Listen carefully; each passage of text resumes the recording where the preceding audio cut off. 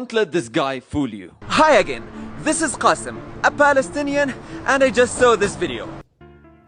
Don't let this guy fool you. What is the army doing in the first place inside the premises of Al-Aqsa Mosque? The Israeli military raided the mosque after Hamas used it to attack Jewish worshippers by throwing rocks and fireworks.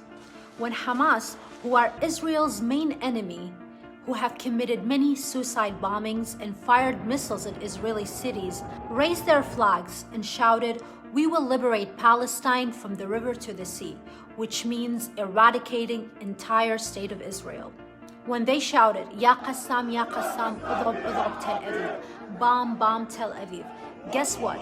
The Israelis have to raid the mosque to catch these terrorists. When the Muslim Brotherhood and the Iranian regime have their agents raising flags of Turkey and pictures of Qasem Soleimani, who sworn to end Israel, it is only natural for the army to go in. If the US had ISIS or Al-Qaeda hurting Americans and shouting death to America and they saw them inside, guess what? They would respond too.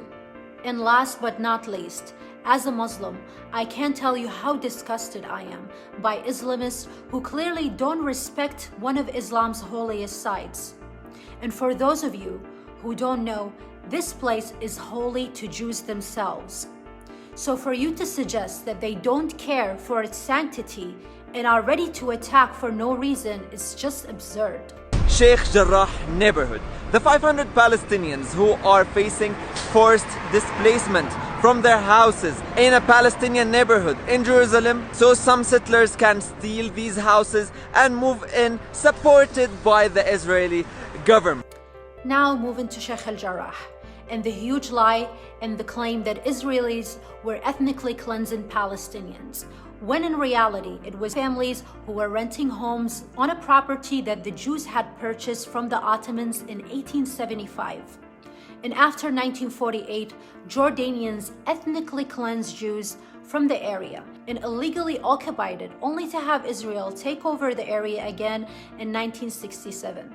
The Jews rented out these homes to Palestinians. However, the Palestinians refused to pay the rent, saying these homes belong to them. So just like any other civil case between a tenant and landlord, this was sent to court.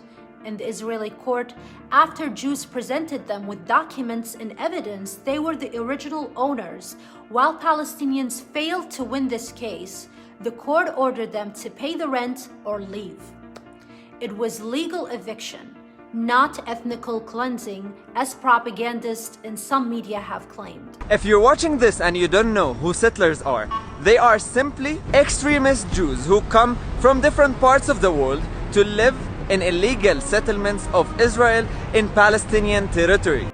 The settlers are Jews who were forcibly removed from Israel by the Romans, by Nebuchadnezzar, by Islamic conquest. In World War II, when Nazi Germany started persecuting Jews across Europe and made an alliance with Arab countries, yes, Arab countries were in fact Axis powers, including my own country, Iraq, whose prime minister at that time joined Hitler and committed mass murder of Jews in Iraq in what's known as Farhud.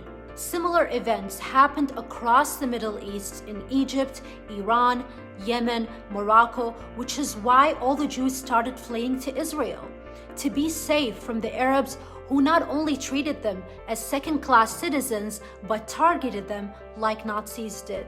What we can. If George Floyd was not filmed, probably he wouldn't have got justice. Many propagandists are using George Floyd as an example.